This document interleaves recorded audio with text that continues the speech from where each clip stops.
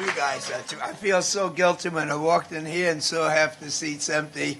I thought you had left us, but I even started talking about you, really. But no, this is so very exciting, and I know you guys have a way to communicate with each other or to know who each other are, because there is a saying that it's not what you know, it's who you know, and that's not so. It's not what you know, it's who people think you know. Right? Right? And I left this meeting to go to a multi-political meeting concerning charter schools and regular schools, and the president of the borough of Manhattan was there. So I wanted to impress her with where I had just left. You know? And so she, feeling the need to double on me, she said, yes, I chaired the science and technology when I was chairman in the city council. I said, that's exactly what I wanted to tell them when I got back this afternoon. I'm telling you, all we have to know is what do we need. You already got Verizon. As soon as I get on the phone with Time Warner and say, my God, did they talk about you? As a matter of fact, I was with the person from Time Warner this morning and asked them about Fios. I haven't the slightest idea. What is it, Fios? Fios? Fios, you know. And I just told them, I said, you know, I'm so excited about this Fios thing that the person was talking to me this morning about, but I'm in love with New York One, but you got to talk to me about this Fios. But we got them. We got them not only because we're Harlem, but we got them because we know each other and we can bring each other to the table for us to help them. And in order to do it, they have to do what? Come on. So when I found out from my staffer that she had known somebody in the State Department that was in charge of science and technology, me being 84 years old, I was just waiting to see who this old-time doctor would be, you know. And when I saw her, I thought you had to be old to get a doctorate, but it's clear to me. This is a package that when she finished talking, if she has the time, no, strike that. Google who she is, okay? Because I have no clue what the president is up to with the Kurds and the Syrians and which group we have to train to fight whom. But she spent her time studying these people. In addition to being an expert in science and biology, for Our Lady, the senator from New York, who later became our Secretary of State. And when she walked in here, a whole bunch of Colóns came over and said hello to her. Are we talking family or what? Yeah? And so, while Kerry's away doing what he does, we got the Assistant Secretary of State here. And I told her not to go into too much detail with the president, but when the opportunity comes and say, you know, just what you're doing, say, well, I know you're busy, Mr. President. I stopped by in Harlem. That's going to blow his mind. So what I'm saying is that no matter what the president says is our threat to our national security, there is no question that Dr. Colóns know what is the threat that we not be able to compete in this international race for more knowledge. And this race is going on with or without us. And the more people we lock up, the more people drop out, the more people don't know, the more people without hope, and the more people don't want to know, because this is what's happened when you don't know. You say that you can't be bothered, right? And that means you're going further behind. So wherever you go or whoever you talk to, if you tell them that you lost their attention because you were just trying to figure out what the Assistant Secretary of State had to say to you this afternoon, you take my word for it. It counts. It counts. And I was sharing with her that I was one of the most successful people in the military during my 4 years because I knew how to stay sharp and carry a clipboard. You know? And that's what we got to have to do. We got to have to take all the resources we have. We have New York University, City College of New York. We have Columbia. We have the mayor. We have the borough president. We have the state legislature through the governor. We got Verizon. Juan is working. We are going to just build to become the Harlem Silicon Valley, and we couldn't do it without you two, and you couldn't do it without this type of support. So I can't tell you how proud I am individually to present to you Dr. Colón. I know in talking with her that she feels like she's revisiting family to help us, to help ourselves. And we're just proud that the President of the United States knows enough and cares enough about this country to take someone with her background and experience to put her in charge of the nation's science and technology. It's our honor, Doctor.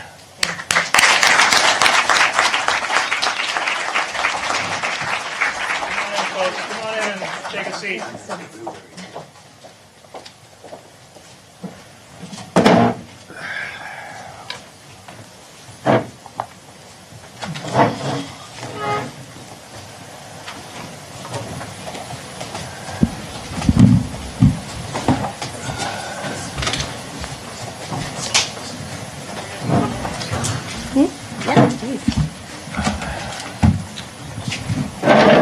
Good afternoon.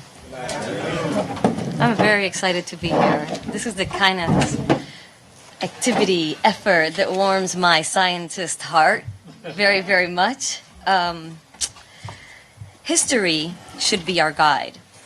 The United States led the world's economies in the 20th century because we led the world in innovation. Today, the competition is keener, the challenge is tougher, and that is why innovation is more important than ever. It is the key to good new jobs for the 21st century. That's how we will ensure a high quality of life for this generation and future generations. With these investments, we're planting the seeds of progress for our country and good paying private sector jobs for the American people. That was President Barack Obama in 2009. Good afternoon. I like to quote my boss. My name is Frances Colón, and everybody knows that if you meet a Colón, they're Puerto Rican. There's no Colón in Harlem or the island that is not Puerto Rican. I was born on the island of Puerto Rico. I was very good at science when I was a little girl. And back home on my island, when your siblings and you like to fight and you're always advocating for the last ice cream pop, you're going to be a lawyer. And when you're good at science, you're going to be a doctor or a nurse. When you like to impart your knowledge, you're going to be a teacher. When you're good at numbers, you're going to be an accountant. I came to find out when I joined the University of Puerto Rico, where I went for undergrad, that there was a broader world of science out there. I didn't just need to go into medicine. There was a great big world. I started doing undergrad research. It was a neurobiology lab. And I learned quite a bit, and I figured out, you know what? I think I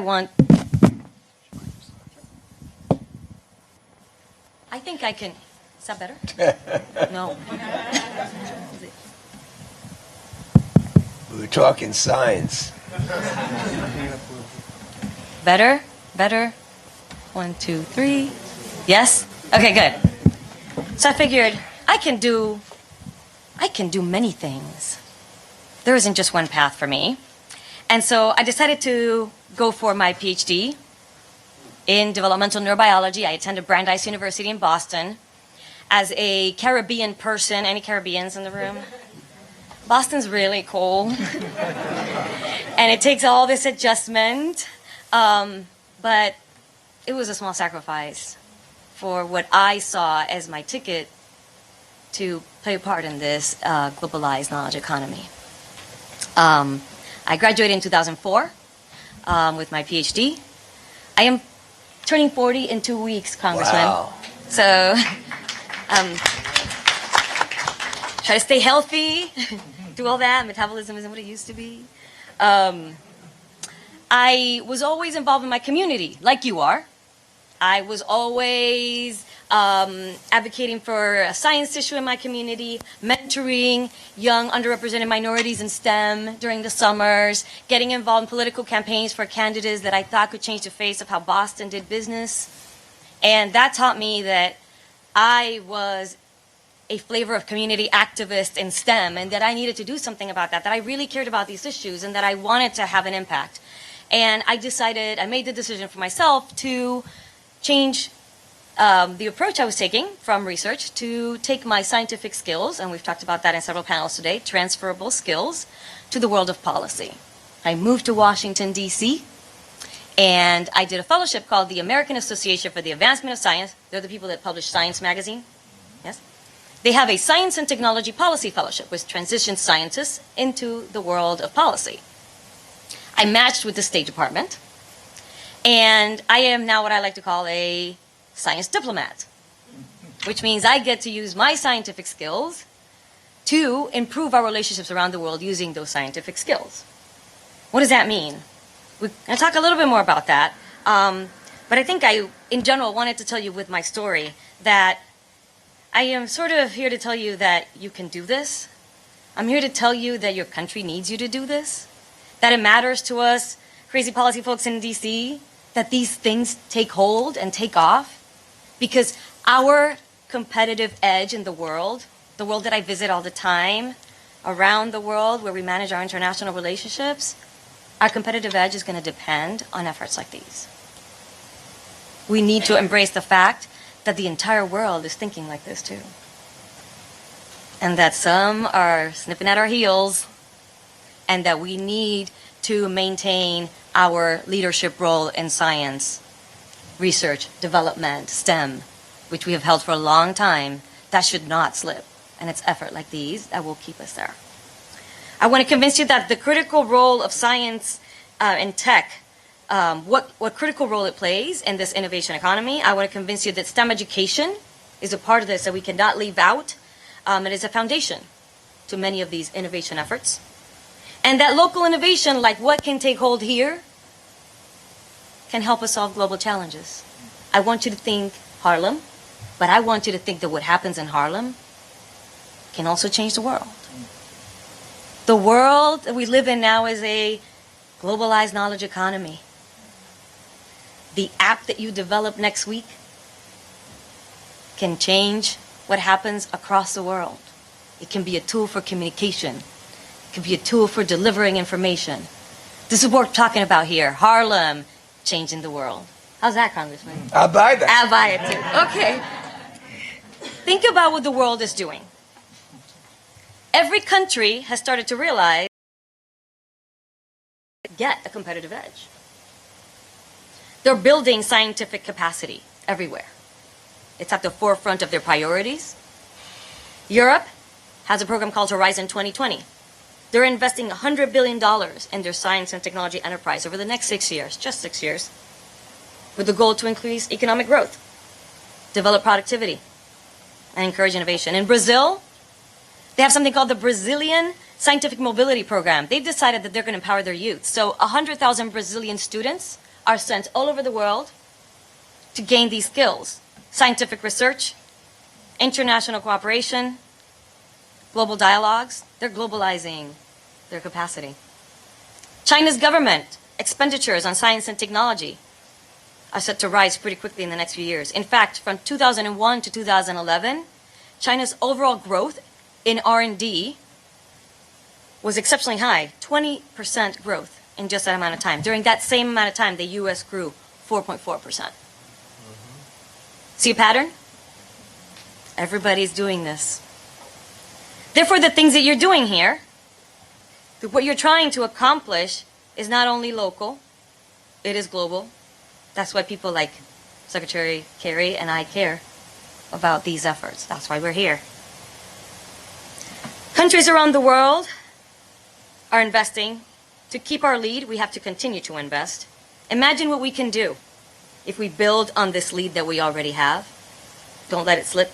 We capitalize on the transformative potential of emerging technologies.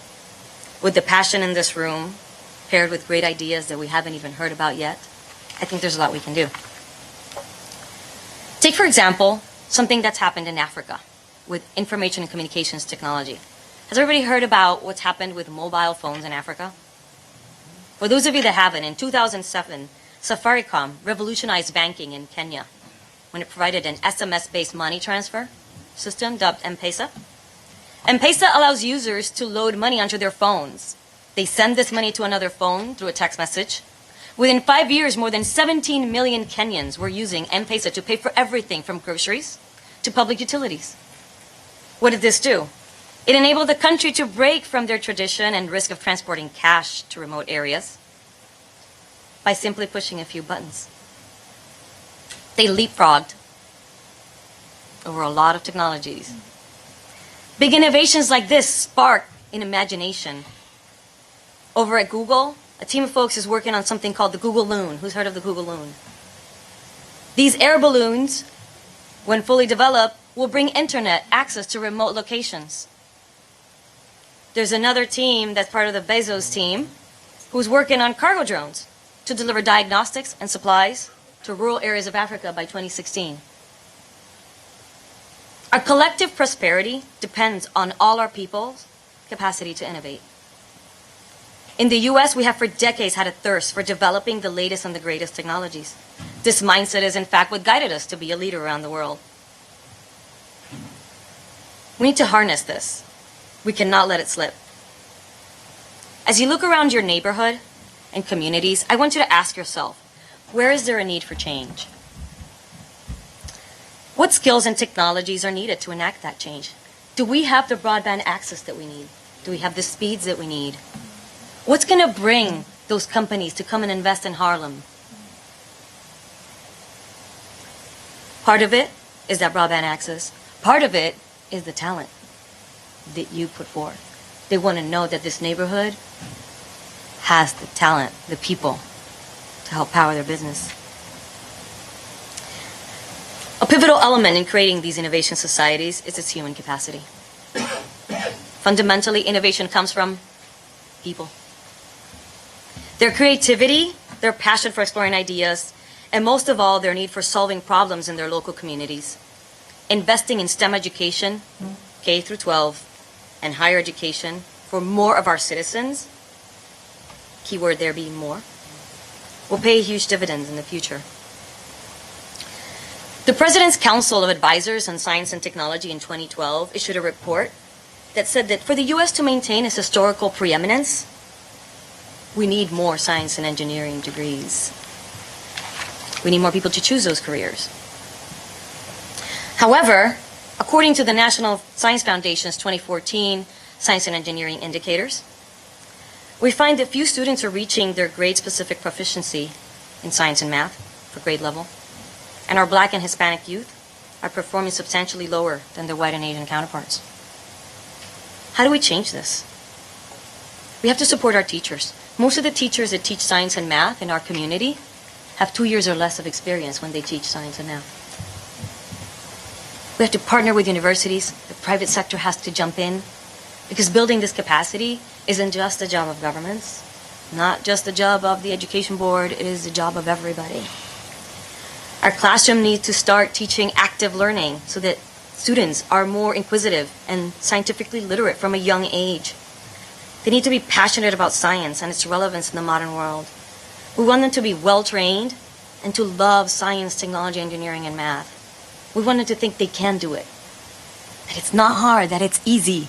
They can do it. We need this talent to compete globally.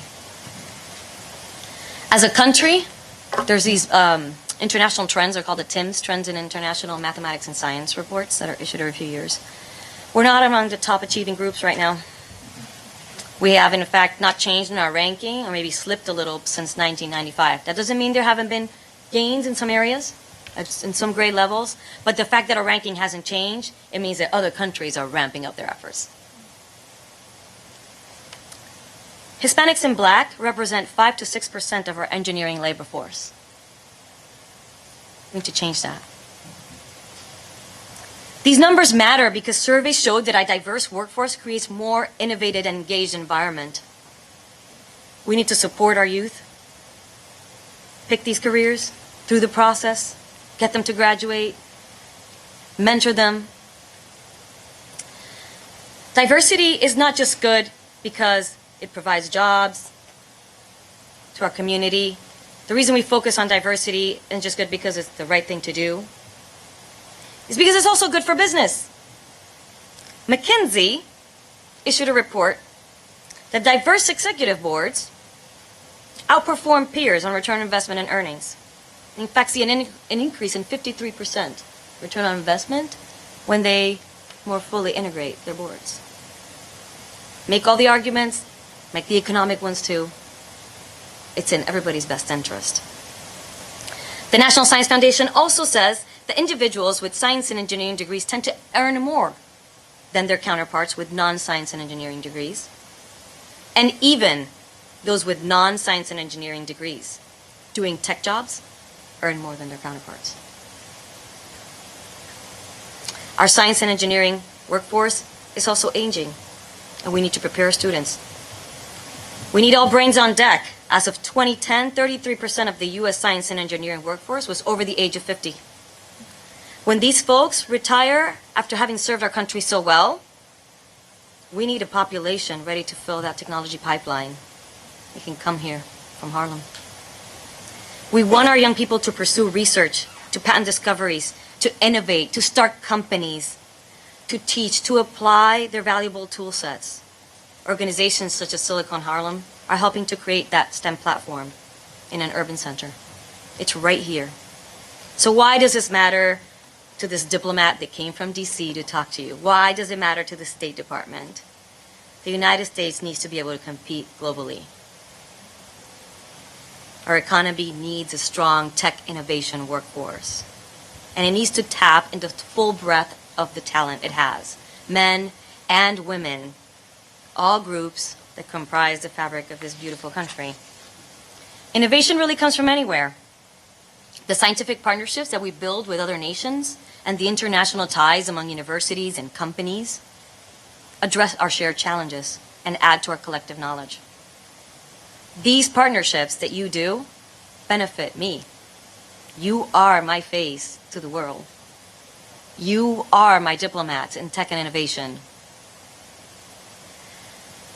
Processes that define the S&T community, like open access to data, merit review, sharing, open access, are the fundamental values from which the global community can learn. So what you are doing here with your tech meetups, sharing information, mentoring each other, these are the skills that we want to show the rest of the world as well.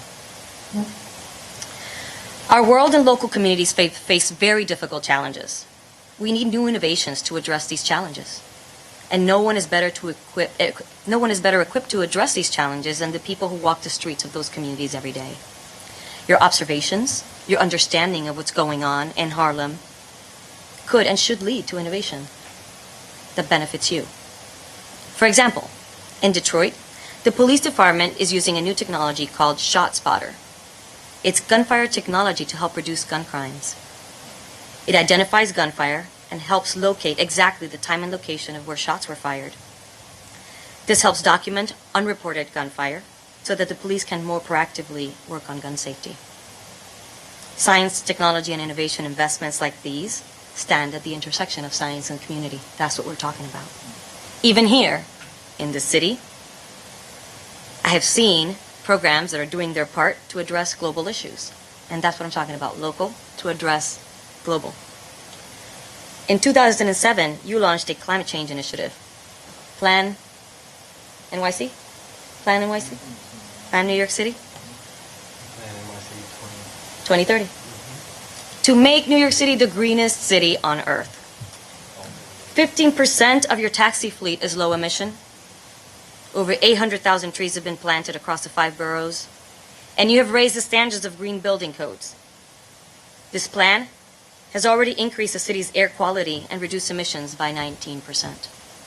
This is another clear example to me of how technology implementation not only impacts the local community, but also addresses a global issue. an issue like climate change that knows no borders. We must think globally and act locally. Finally, I want to challenge the innovators and entrepreneurs in the crowd to consider what Silicon Harlem is asking you to do.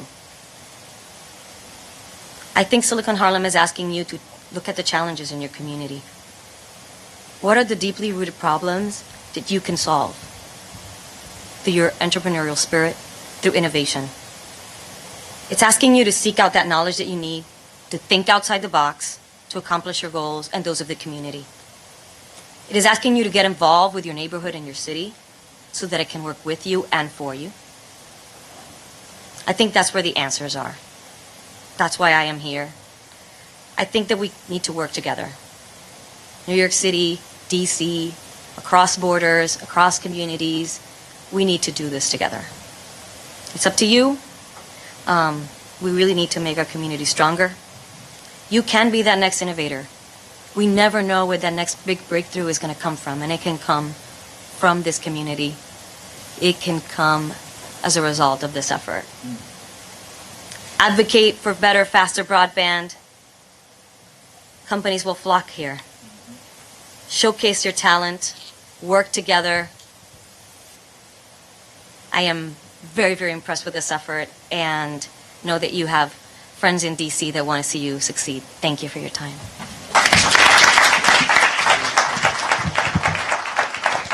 So we're gonna let's keep that clap going here. We're gonna allow Dr. Francis Colón has agreed to take a couple of questions. So if you have a question, let me come to you with the microphone. Before the question, it seems to me that the biggest thing that we had to overcome in our community with many of our problems has been indifference. These two guys and you have overcome that. Seeing in this afternoon a room like this means that we don't have to spend any time on that part. Now comes the next question before you ask her is that, what help do you really need? She threw out a lot of things. That you need resources in the community, you need the student interest, you need the teachers better trained. I'm going to tell you, there's hardly any politicians better than me. But if you were to speak out on some of the issues that appear to be totally unrelated to science and technology, I am telling you, you can get more attention than just politicians or school teachers or student groups. And your interest would be just as deep. Because if your government says that you can do better if we had people better trained, how in the hell do you allow charter schools and traditional schools to be fighting? And all of you know that doesn't make any damn sense when all the schools are going down the tube. Huh? And who's afraid of the UFT? I mean, you're trying to help them to have tenure, to be better trained, to get more pride in their work. And this creates an atmosphere. I can hardly think of anything that she has said that I can assure you that if you were to pick up this issue, there would be politicians running behind you, and I would be among them, saying that makes a hell of a lot of sense. And other people would say, well, they don't look like the type of people that would be giving press conferences. Well, you're not. But what the doctor has said is that we can't succeed unless everyone is moving there with us. You know, it's a little more than leave no child behind. It means that what we want is a stronger America. And so I'm hoping that in addition to the questions that you may have, that you kind of think, now what else is necessary that you think that you need to move forward? And I'll just ask you right now. I'm meeting with the vice president of Samsung next Tuesday. What can he do? And I met him in Korea before, and you met one of their representatives here a few months back. Can they help? I don't know. You don't have to answer now. I can't read with my glasses what that is. But listen, you got to have a plan, and it's got to be down there, and everyone has to be able to say, yes, I support it. So I'll be talking to you before the meeting, and Hannah Kim, who is a friend of yours, will be in touch with you to find out, give me an agenda. But not just for Samsung, Verizon, and Time Warner, but for our mayor, our governor, our president, and wherever we go. This, to me, is an exciting opportunity for me. I have 2 more years to wrap up this congressional career of mine. And I told a group of teachers this morning, I would want to be treated by my constituents the way you would treat a good tube of toothpaste. That is, squeeze every damn drop out of it, you know? And we will have fun doing it. So this is a great opportunity. I sure hope we take advantage of it. Thank you. Absolutely. Let's hear it for the congressman. He is a huge advocate. We have to take advantage of that. We're gonna take a couple of quick questions and then get right into the envisioning. All right, we have a question here from Nina. Hi. Thank you so much for speaking, Dr. Colón, and you as well, Congressman. And so I think, I'm so big on like action items. I started a nonprofit called Student Dream, and what we've been doing is training underserved college students on how to launch earth-shattering startups. Mm-hmm. But, we're just a piece into that entire network.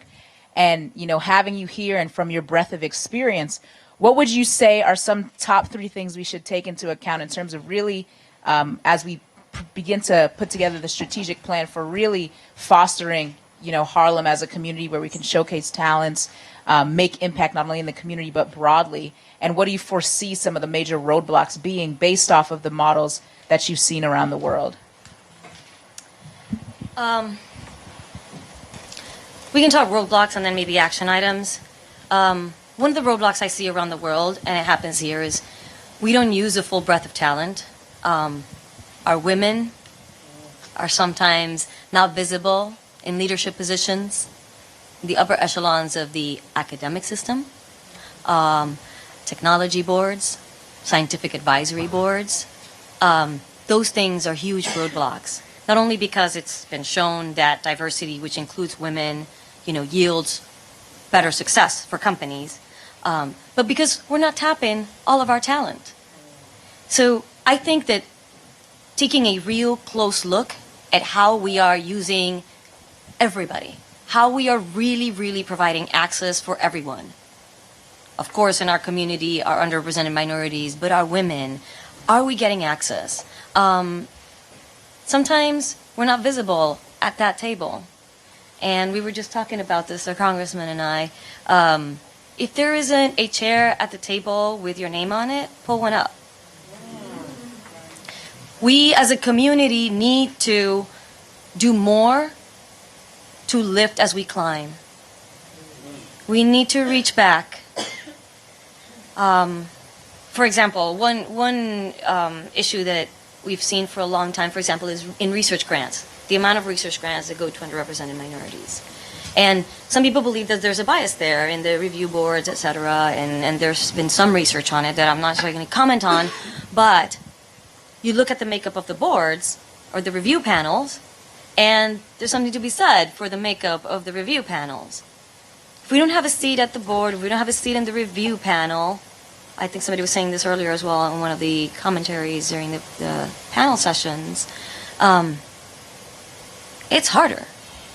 And so we need to strive to get more of our representatives into positions of leadership. It's very important for our community. We need to get those people in because they are the ones that are also going to reach back and say, hey, these are the opportunities. And is it about holding open a door for somebody that's not qualified? It is about, sometimes we don't know what the opportunities are. We don't know what the grant, the scholarship, the competition, the grant challenges for our new tech startup. We don't know about these opportunities. And so I think information needs to be just freely accessible, widely accessible to the entire community. And we really need to tap into the full breadth of our talent. I was just in El Salvador at a regional energy conference, and they were talking about renewable energy and all this stuff. They've interconnected the entire electrical grid from Mexico to the end of Panama. It's a huge thing because they're going to be able to lower energy prices. And you say, okay, well, you're ready for business. Companies are going to come in here because you're going to lower your energy costs. One of the things companies look at is your human talent. Is Intel going to go set up shop if they can't find the engineers they need? Are we really tapping the full breadth of talent? So I don't know if there's a few things in there that are, and what applies there applies everywhere. So we're going to take one or two more questions.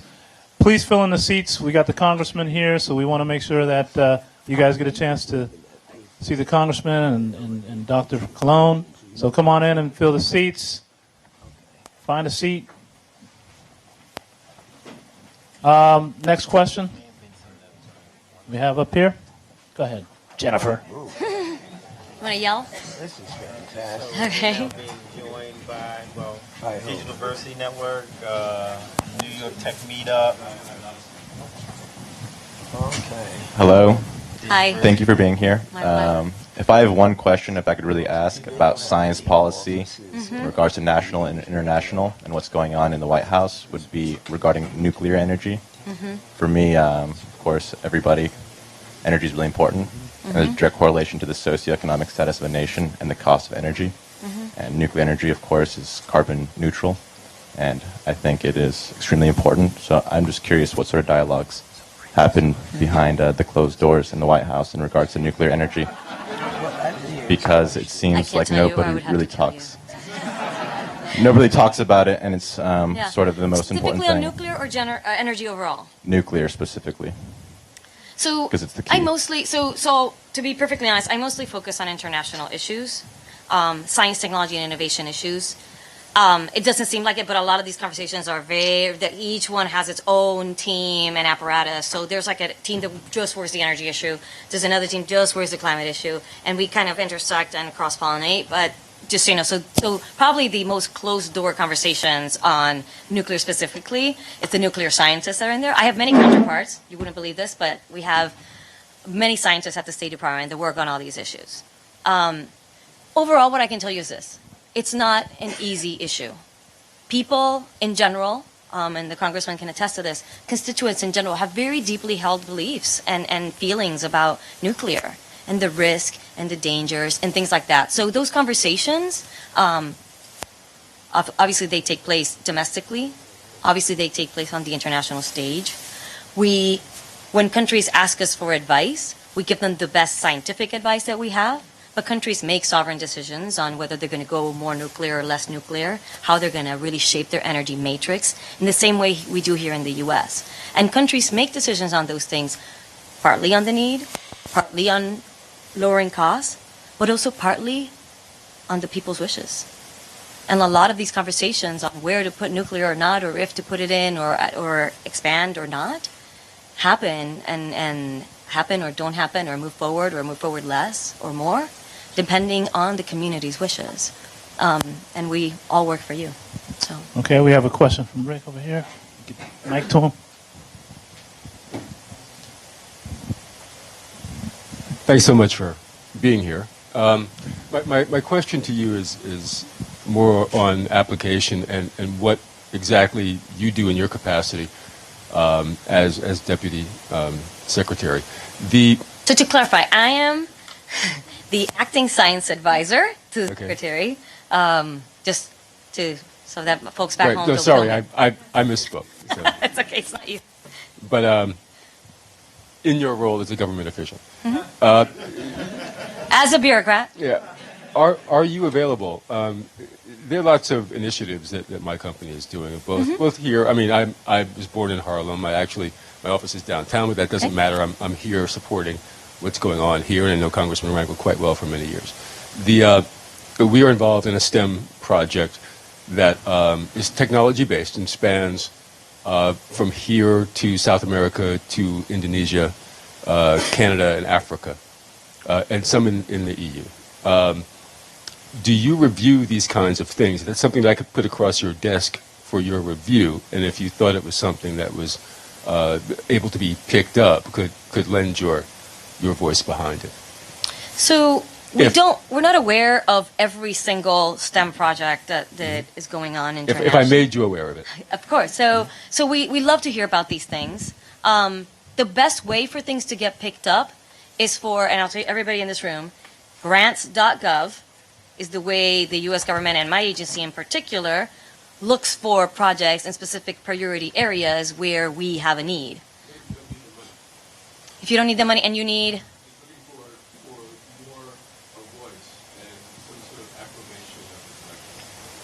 Let me see whether I can get involved in this.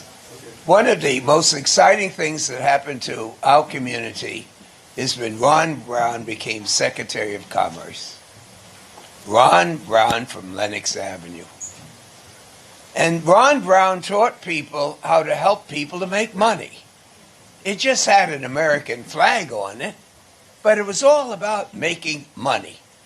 Now, we have a commerce department. We got an office here. And I very seldom hear somebody say, we don't need the money. Very seldom do I hear that. But having said that, Rick, it would seem to me that if I can go to the Commerce Department and say, have I got a job for the United States of America? Their job is selling the United States of America. Their job is to make certain people buy what we got. They are supposed to be our salesmen.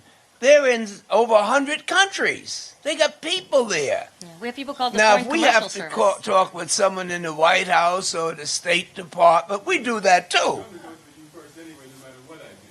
No, but what I'm saying is, you don't use her until you need to push. But the people that are trained to make money for the United States of America so that you pay some taxes, right, are here. So what we have to do is to deal with the Secretary of Commerce, and they have local offices, and to act like we got friends in the State Department, which we do. Well, you may not. I may bring somebody to talk with you about this. All right, we're going to take two more questions. We had someone from NTIA here too, by the way, Rick. So we're going to pass this down to Ray.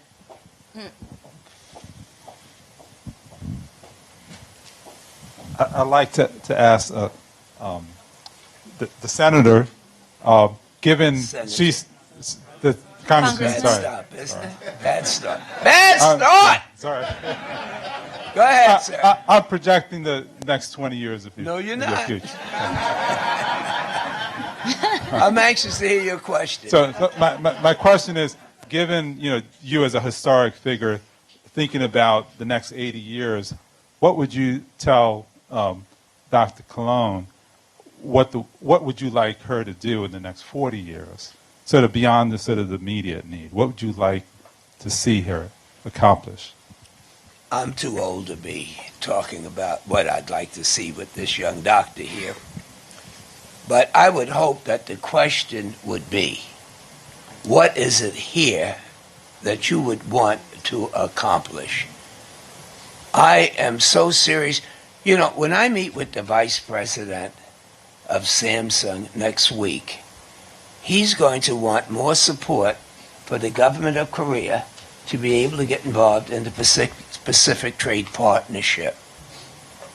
I'm not begging him for a damn thing. All I'm saying, if you can see your way clear. So I appreciate the imagination of your question, but I want to leave here saying, I just left a group of people, and if you can see your way clear, and then you have to fill out some kind of a blank. Because quite frankly, my legacy is going to be what I read someplace on the tombstone. I told you, damn it, I was sick. And after that, forget about it. So let's take advantage of this moment, because you don't have to have a intelligent question for her now. but you got to promise me that you got to get one so that I can present it to her and let her know that she's going to be a part of a team. That this isn't just State Department and Commerce Department. It's Health Department, it's Education Department, it's Urban Department, and the president is a toothpaste holder too. 2 years he has left.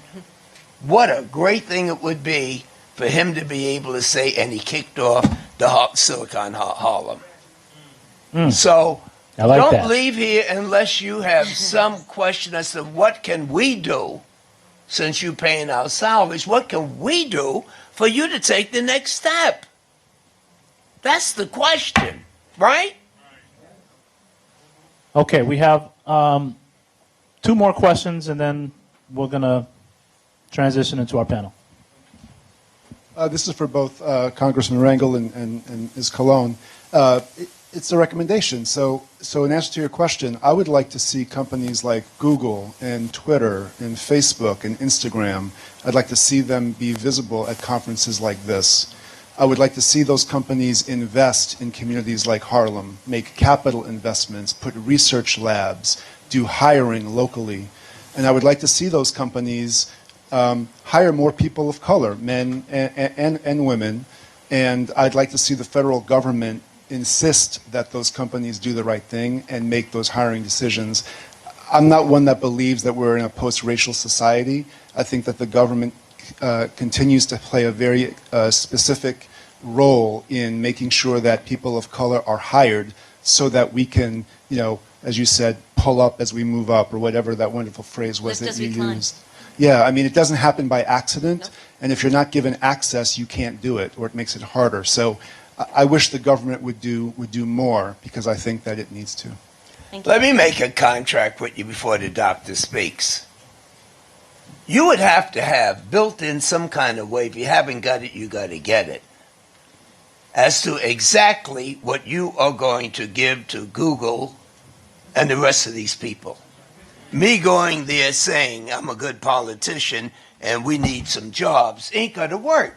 They have a fiduciary relationship to their stockholders to make money. They don't give a damn about us as a people. But if we got a product that's backed up with some good friends, but we got a product, then we should have within us what everybody can do, what everyone can offer, what everyone is seeking. Now, it may take some money, I don't know, Bruce, to put all this together so that there is a, what do you guys call it, that headhunters are looking for, as to what do we have here. I look out, I see a group of beautiful people, but there's talent out here. And if I was starting a firm and wanted talent, I wouldn't know where to start, but there should be some type of a book that I can look through and see that in this room there are people that are prepared to do things. Now, you may need help there, but all my life I was saying we got a bad shake. We came from slavery, it's a hard time, all this thing. I think we got a pretty bad deal from God from the beginning, but he's given us internets now to catch up.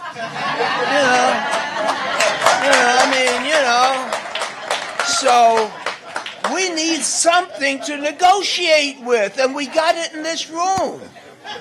Yeah? All right. So we're going to have to end it here. Silicon Harlem is certainly happy that all of you have come and to Congressman Rangel's challenge and Dr. Colón's speech.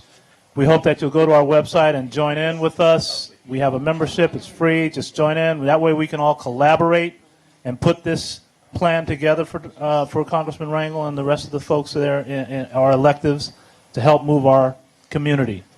Like I said, you don't have to live here to love Harlem. We want you to be a part of this movement. Let's give Dr. Colón a big, big hand. Thank you so much, Congressman Rangel. Thank you. Please stay if you can. We're going to do our